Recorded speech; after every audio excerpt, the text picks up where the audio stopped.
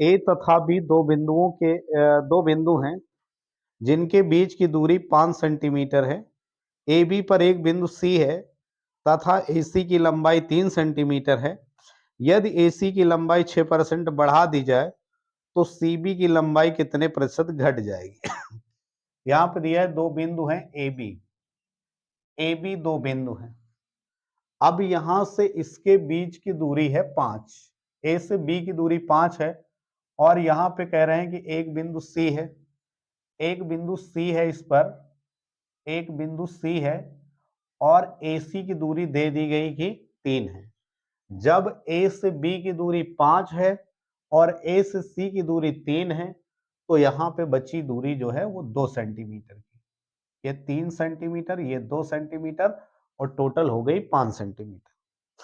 फिर कह रहा है, आगे प्रश्न कह रहा है कि AC की लंबाई 3 सेंटीमीटर है और यदि AC की लंबाई को 6% बढ़ा दिया जाए तो इसको 6% बढ़ा दिया जाए तो 3 को अगर 6% बढ़ा दिया जाएगा तो 106, क्योंकि परसेंट 100 में 6 बढ़ाना और परसेंट लगा है इसलिए बटे 100।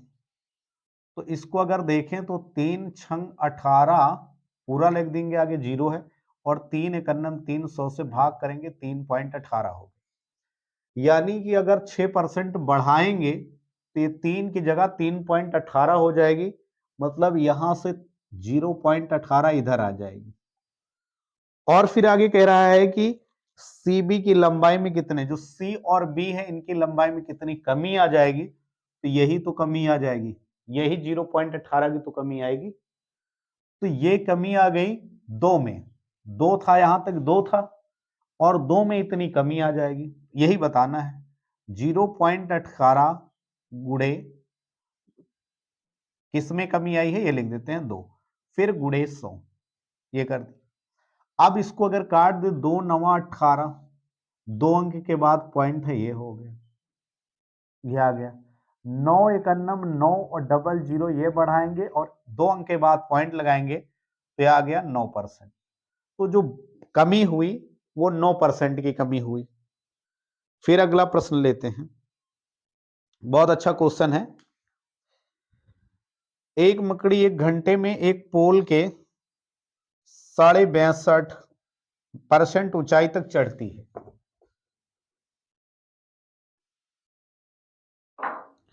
एक मकड़ी 1 घंटे में एक पोल के 62.5 मीटर की ऊंचाई तक चढ़ती है और अगले घंटे में वह शेष ऊंचाई का 12.5% चढ़ जाती है। यदि पोल की ऊंचाई 192 मीटर है तो दूसरे घंटे में चढ़ी गई ऊंचाई ज्ञात कीजिए।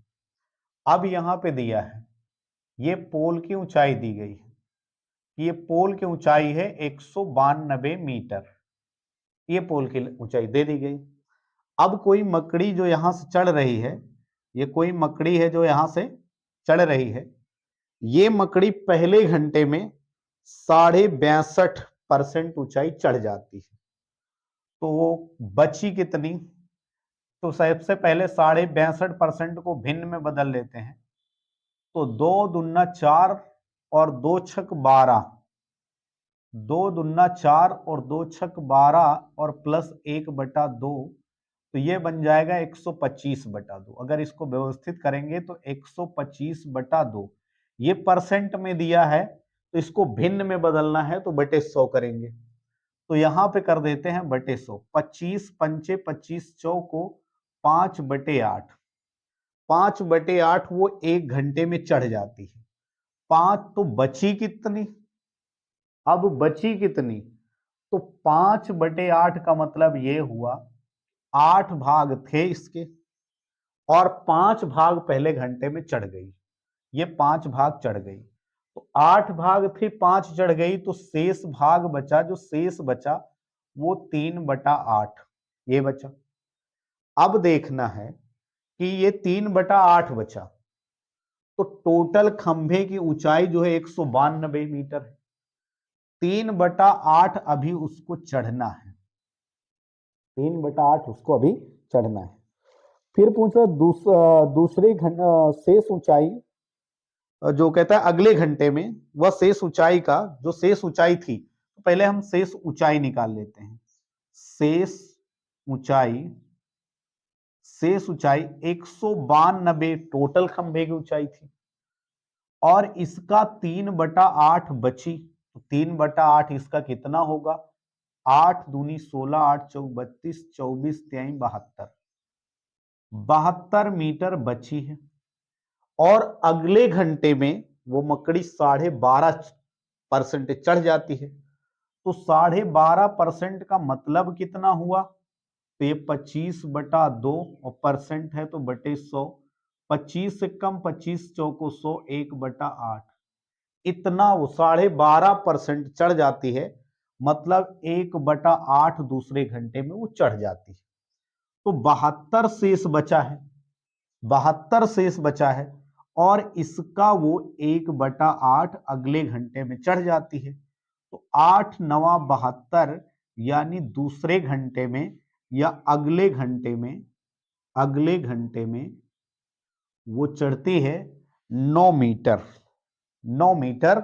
और यही प्रश्न में पूछा गया है कि अगले घंटे वो कितना चढ़ती है, तो 9 मीटर चढ़ती है।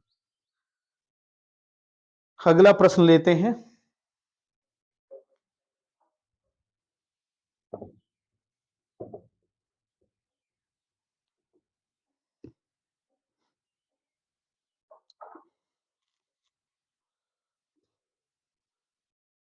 अगला लेते हैं, एक परिवार में चावल, मछली, तेल के खर्च का अनुपात।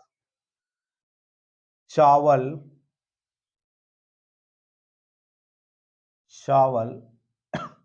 मछली और तेल, इनके खर्च का अनुपात दिया है 12:17:3, यह दिया गया है। फिर कहता है कि इन वस्तुओं के मूल्य में 20%, 30% और 50% बढ़ गए। इनके मूल्य जो थे, इसका मूल्य 20% बढ़ गया, ये प्लस लगा दिए। इसका मूल्य जो है वो 30% बढ़ गया और फिर इसका मूल्य 50% बढ़ गया, इसका मूल्य 50% बढ़ गया।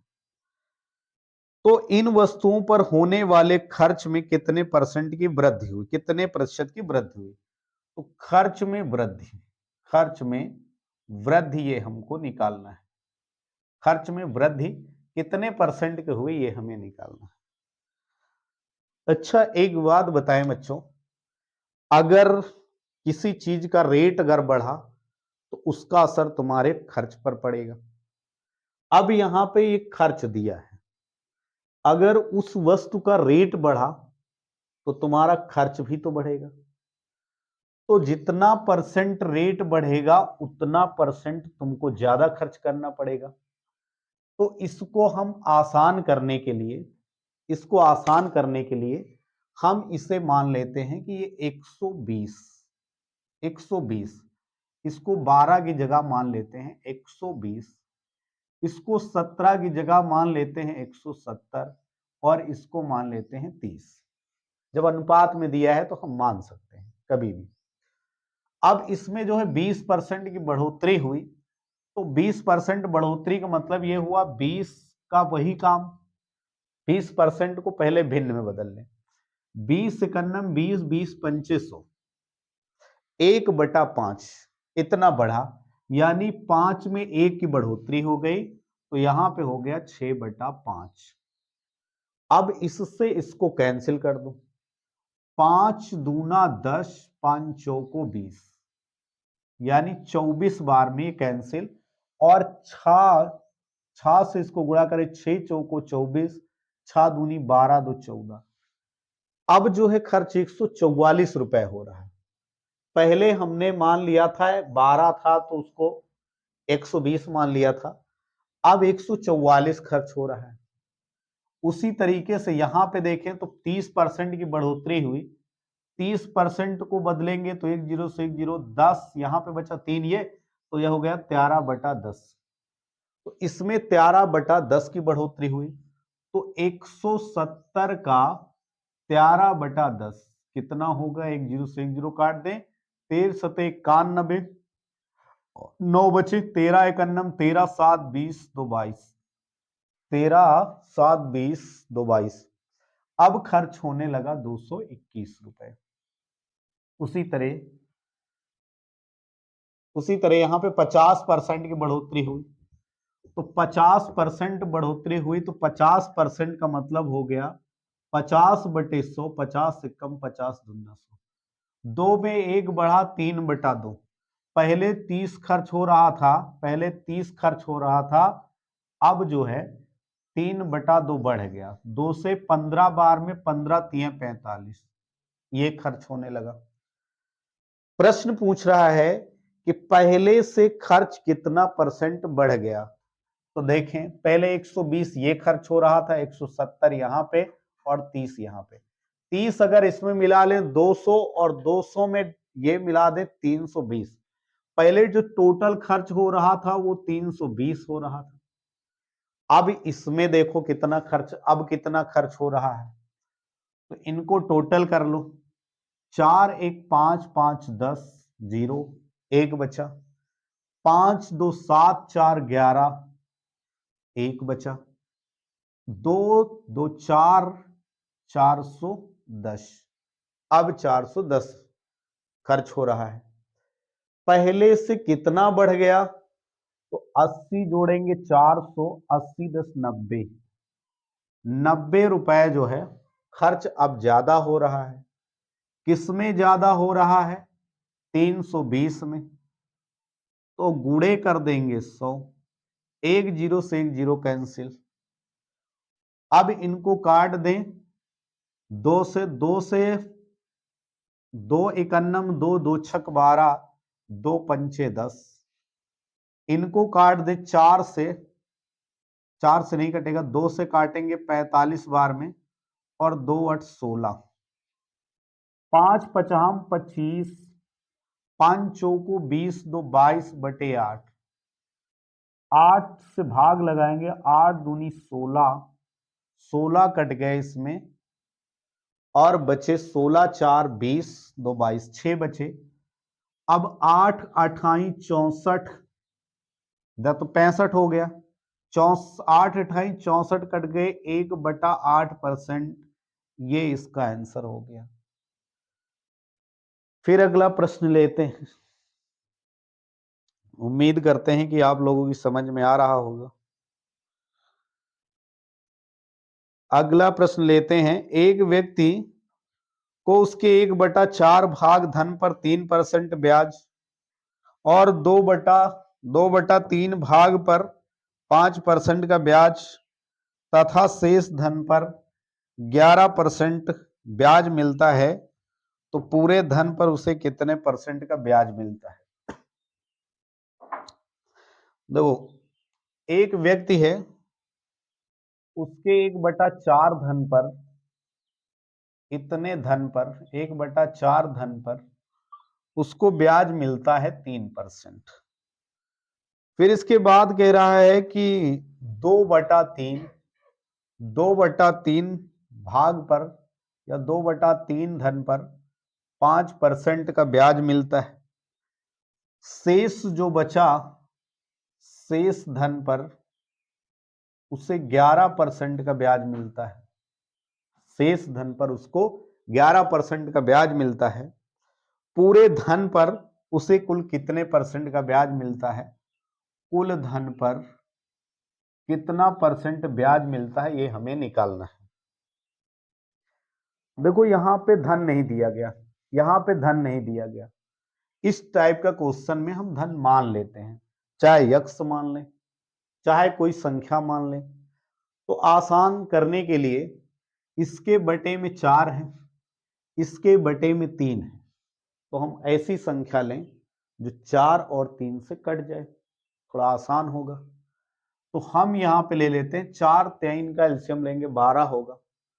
चाहे 120 ले लें, चाहे 1200 ले लें, कुछ भी ले लें। तो हम यहाँ पे 120 ले लेते हैं। 120 ये हम मान लिया, माना धन जो है वो 120 ले लिए। हम किसके अकॉर्डिंग लिए, इनके हर जो थे उनके अकॉर्डिंग कि उनका एलसीएम क्या होगा, जो एलसीएम से कट जाए तो 120 हो गया। अब 120 का, और चाहे तो 1200 कर लेते हैं, 1200 कर लें। 1/4 धन कितना होगा पहले, तो इसका 1/4 धन जो है 4 तेई 12 300, 3 एकन्नम 3 डबल 0 300, 300 रुपए पर 3% का ब्याज। अगर हर 100 पर 3 रुपए ब्याज मिलता है तो 300 पर 3 तरीक का 900 ब्याज हो जाएगा। या हम ऐसे निकाल लो, 300 का 3% बटे 100, 2 जीरो से 2 जीरो कैंसिल, 9 रुपए ये ब्याज मिला इस पर। फिर इसके बाद कहता है कि ए 2/3 भाग पर 5%, तो 1200 का 2/3, 3 चौको 12, 4 दूना 8, 800 पर 5% ब्याज। हर 100 पर जब 5 रुपया ब्याज है तो 800 पर 8 पंच 40 रुपया ब्याज बनेगा। चाहे तो इस तरह से 800 पर 5% ब्याज, 2 जीरो से 2 जीरो कैंसिल, 40 रुपए ब्याज ये मिला। जो शेष धन बचा, पहले 300 1/4 धन 300 हुआ, 2/3 धन जो है वो आया 800 तो 300 पर ब्याज मिल गया, 800 पर ब्याज मिल गया। टोटल जब 1200 था तो 8 3 11, 100 शेष बचा। और प्रश्न कह रहा है शेष धन पर, यानी जो 100 रुपए बचे सॉरी, उस शेष धन पर, इस शेष धन पर कह रहा है 11% ब्याज। अब 100 का 11% 11 ही होगा, तो इसका 11% ब्याज, 100 से 100 कैंसिल, 11 रुपया ब्याज ये हो गया। अब देखें टोटल ब्याज कितना बना, तो ये 40 और 9 49, और फिर ये 11 ऐड कर देंगे, चाहे एक इसमें ऐड कर दें तो ये हो गया 10, और ये 40 50 10 60। टोटल जो ब्याज यहां से निकल के आया पूरे धन पर वो 60 रुपए का आया।